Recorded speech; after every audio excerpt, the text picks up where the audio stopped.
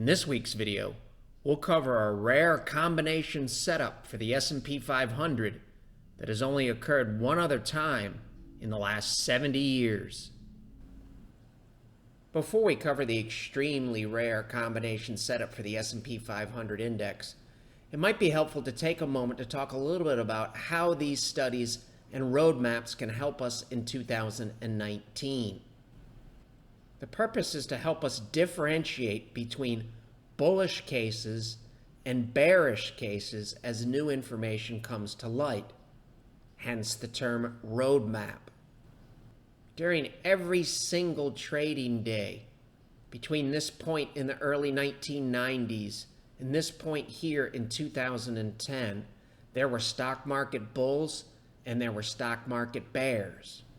Thus, it's extremely important for us to understand that it's the net aggregate opinion of all market participants regarding all subjects on all time frames that moves markets, rather than personal opinions.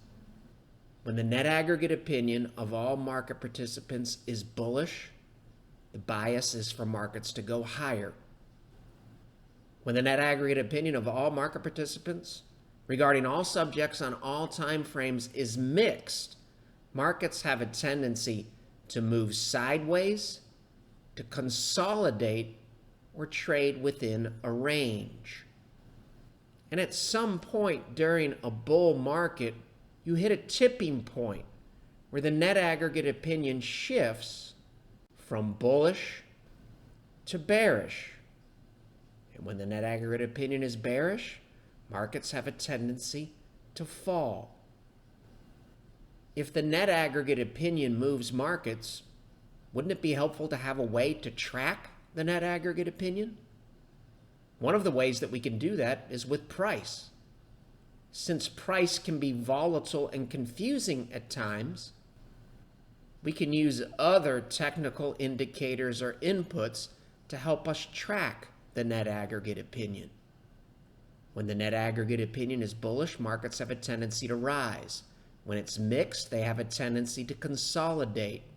When the net aggregate opinion eventually hits a tipping point and flips from bullish to bearish, markets have a tendency to fall. And for our approach, it's extremely important to understand that tracking the net aggregate opinion with technicals and hard data is radically different from predicting, and tracking or monitoring is radically different from forecasting. We use technicals to monitor and adjust if needed. That all sounds great, but how do the historical analogies help us? Similar historical cases, like the one we're about to cover, help us understand today's hard data and technicals in the context of history, which in the end helps us assess the probability of good things happening relative to the probability of bad things happening. Thus, in the present day, it would be helpful to know if the hard data and technicals favor something like this, or do the technicals in the present day favor something like this, a more constructive setup from a probability perspective? And since at this point, even though good things happen after this point, there is still bearish evidence here, just as there are bears here. Conversely, at this point in here, there is still bullish evidence here, and there are still bulls here. Thus, we use hard data from a weight of the evidence perspective. In recent weeks, we already noted that there were two cases, 1954 and 1991, that were able to check all of the boxes in two separate historical studies and setups. As it turns out, one of these two cases, 1991, was actually able to check all the boxes in a third historical study that ties the past into relatively rare occurrences that we've seen in late 2018 and early 2019. There were 25 historical cases dating back to 1945 that saw a similar breadth thrust relative to the thrust that we saw in early 2019. One of those 25 cases was 1991. There were 13 historical cases dating back to 1950 that were able to check all of the boxes that were checked at the end of January 2019. And one of those 13 cases was 1991. There were 10 historical cases where the S&P 500 dropped between 15 and 30% and then was able to reclaim the 200-day moving average for 9 consecutive trading days. One of those 10 cases was 1991. Thus, between 1950 and the present day, there are only 2 calendar years, 1991 and 2019, that were able to check all of the boxes to qualify for all 3 historical setups.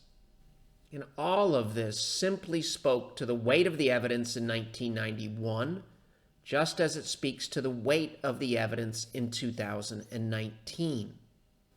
And if you've been watching these videos in recent weeks, you know one of the common themes or takeaways from all of these studies, including the 200-day study on the bottom of your screen, was that in the 10 historical cases that are similar to 2019, returns looking out 1 to 2 years for the most part were favorable, and the drawdowns from the date of the signal occurrence were relatively muted. In this case, the maximum drawdown from our study date was 5.3%, which in the present day would fall roughly where this pink line is here at 2650 on the S&P 500 hypothetically. And remember, the technicals and the hard data help us track the net aggregate opinion of all market participants. And it's that net aggregate opinion that moves markets rather than our personal opinions. And these setups here and similarities between 1991 and 2019 tell us that in this period and in this period, an extremely rare shift occurred relative to the net aggregate opinion of all market participants.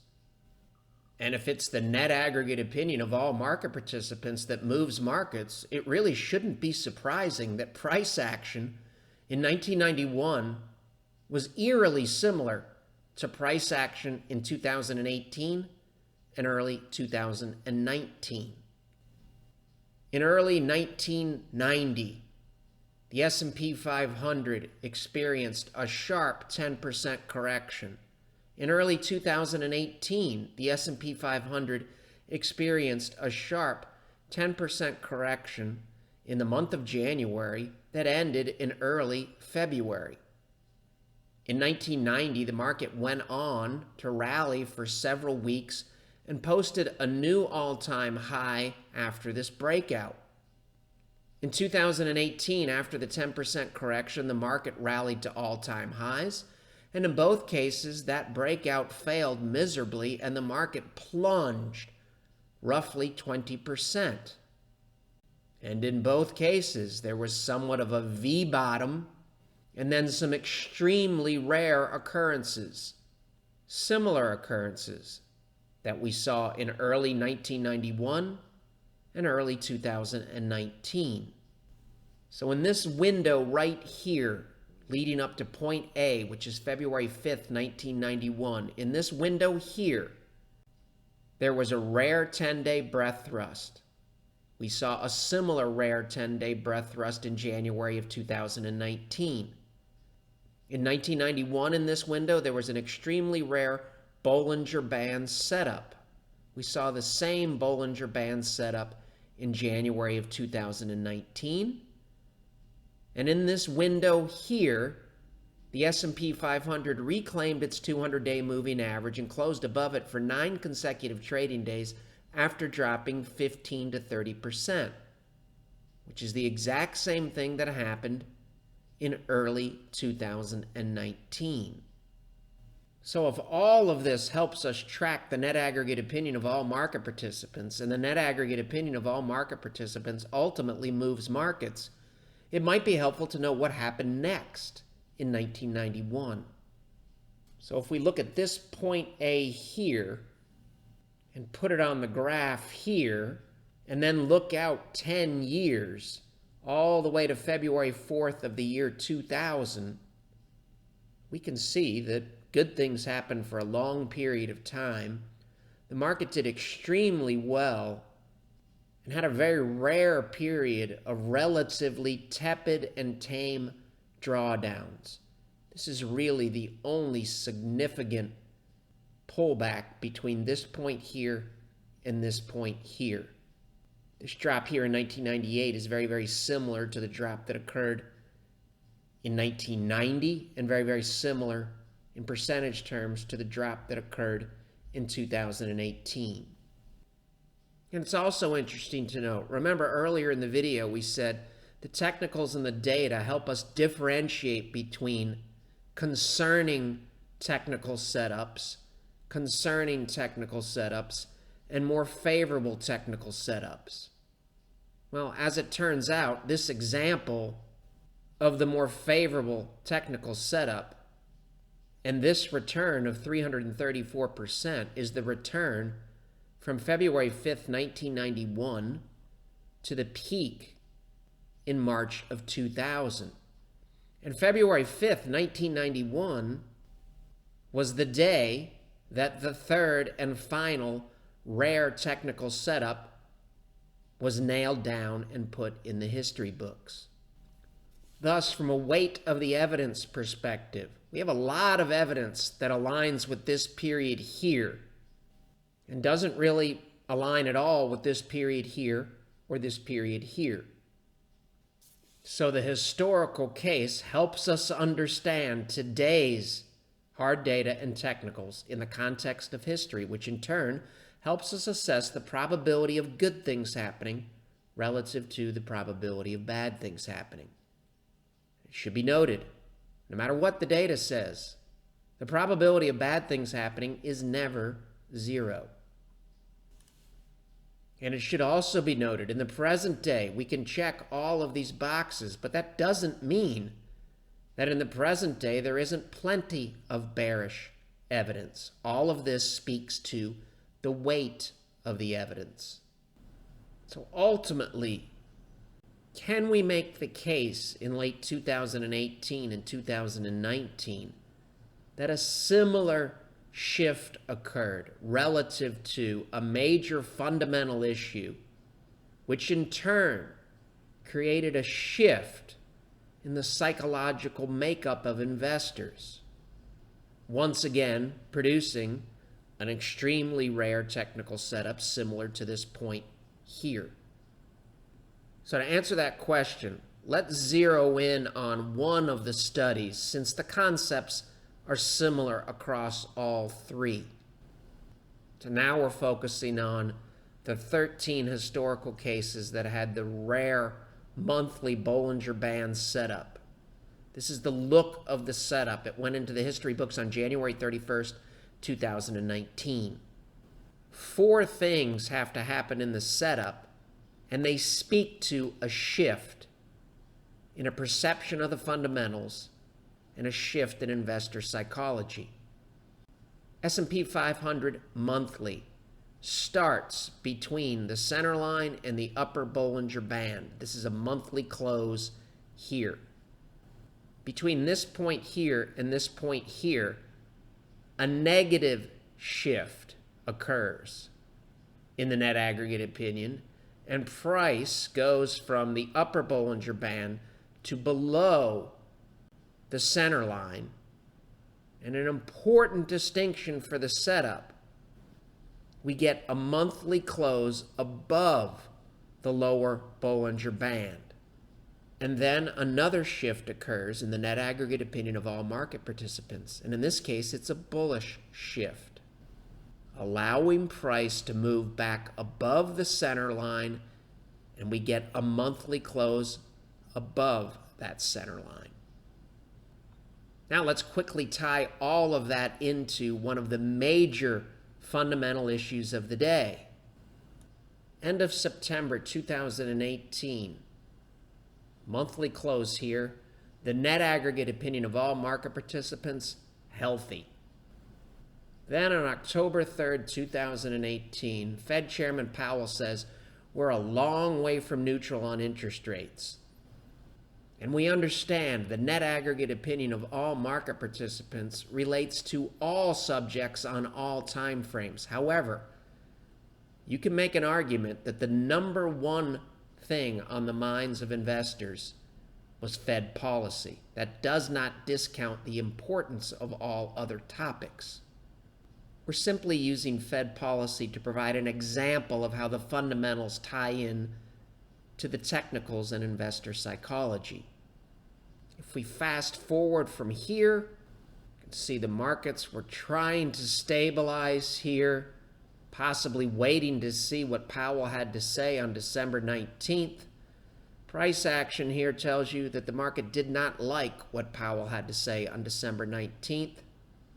That's when he basically said the balance sheet runoff policy was on automatic pilot. So at this point, at the end of December, we're up to step 3 on our setup. We know we need one more step. And that step probably needs to be tied to a shift in the perception of one of the major fundamental issues. On December 19th, Powell tells the market we're on autopilot, and I don't see us changing that. Fast forward a few days, and we go from I don't see us changing that to we wouldn't hesitate to change it, producing the shift in the net aggregate opinion of all market participants, allowing us to close at the end of January back above the center line, completing the rare setup. It's a little easier to see all of this on a daily chart. S&P 500, October 3rd, we're a long way from neutral. Market really didn't like those remarks. Tries to consolidate a little bit. Maybe waiting to see what the Fed's going to do at the December meeting. Fed doesn't deliver at the December meeting, and we take another sharp leg down. And we got a bounce, and then we had another huge down day with the Dow falling 660 points in here on some unfavorable Apple guidance. This is January 3rd, 2019. One day later, Powell shifts from I don't see us changing that to we wouldn't hesitate to change that, and we get a wonderful follow through to this move here on January 4th with a very, very attractive looking high-low close bar and candlestick. After this point here, the net aggregate opinion of all market participants produced very favorable results in the S&P 500. And if we move backwards to January 3rd, this quote here basically encapsulates the Fed's misread of how the markets would take statements like this. On December 19th, up here, Powell says, a little bit of market volatility. Speaking in abstract, some volatility probably doesn't leave a mark on the economy. After this giant plunge here, the Fed decided they didn't want to take that risk any longer. Thus, the moral of this story here, from a fundamental perspective, market's very, very concerned about the Fed's policy, specifically their balance sheet policy. If we fast forward to mid-March 2019, you can make an argument this is no longer the number one concern of the market. The market still has other concerns about global growth. We We still don't have a resolution on the U.S.-China trade front, and there's a whole litany of issues that impact the net aggregate opinion of all market participants. But looking at this chart here, it's pretty easy to make the case that one of the market's primary concerns has been addressed as of Q1 2019. And everything that we just talked about is reflected in this technical setup that went into the books on January 31st, 2019, using monthly Bollinger Bands.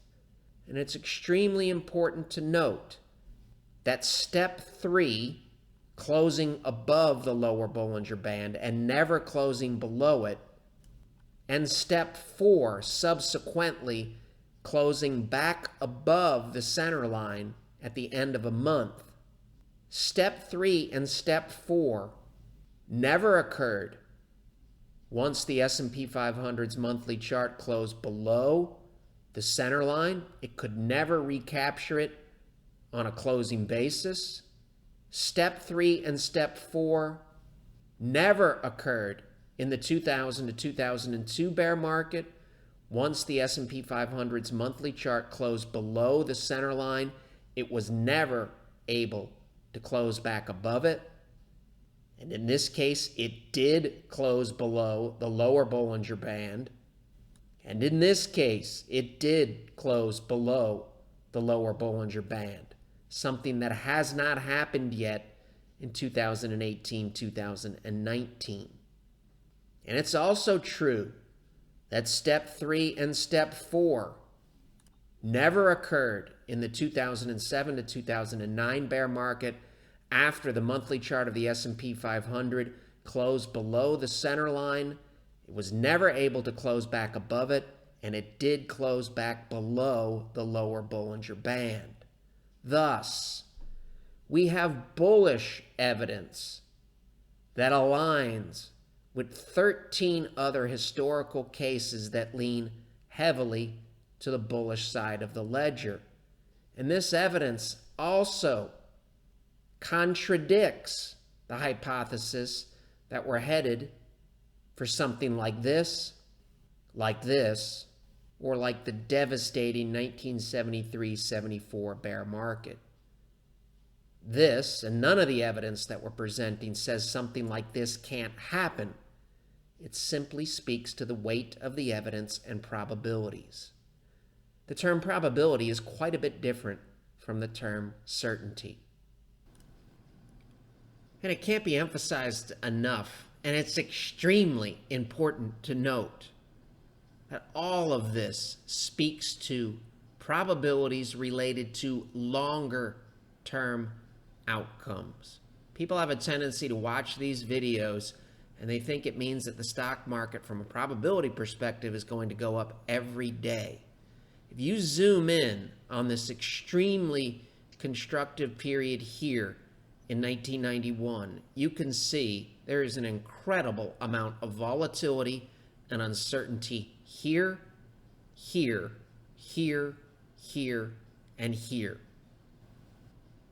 reminding us of two important points. No matter what the environment, no matter what trading day of the year it is, there is always bullish evidence and there is always bearish evidence. Markets move on the weight of the evidence. And as we noted earlier, when the net aggregate opinion of all market participants is mixed, markets have a tendency to move sideways. And that concept applies to the present day, especially in the short term, with a lot of uncertainty still out there related to global growth and the U.S.-China trade negotiations.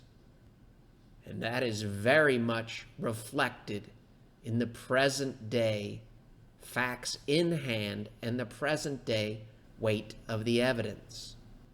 In mid-March 2019, we can draw horizontal lines and hit price several months in the rearview mirror, telling us the net aggregate opinion unquestionably still has somewhat of a mixed profile, and the market still has concerns about global growth, and the market still wants to see something final from the U.S. and China on trade. The weight of the evidence in the present day also includes bullish evidence, and that's reflected on the S&P 500's monthly chart as of the end of February. This is 1 month after the rare Bollinger Band signal. We printed another high, another close above the center line, and this high here was higher than the monthly close here in late 2018. And on March 13th, 2019, we were able to print a daily higher close above this close here.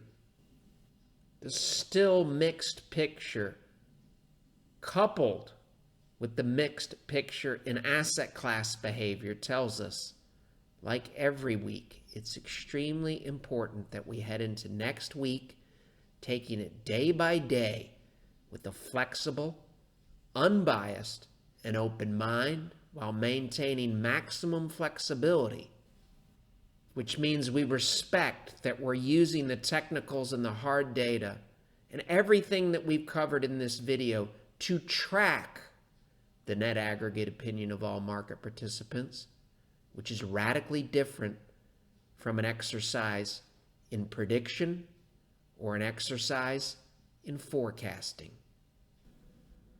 It may also be worth a visit to the new website to see the FAQs. We've got new and expanded FAQs covering traditional investing, low-cost passive investing, and the online/robo strategies that are currently in vogue. The material in this video has no regard to the specific investment objectives, financial situation, or particular needs of any viewer.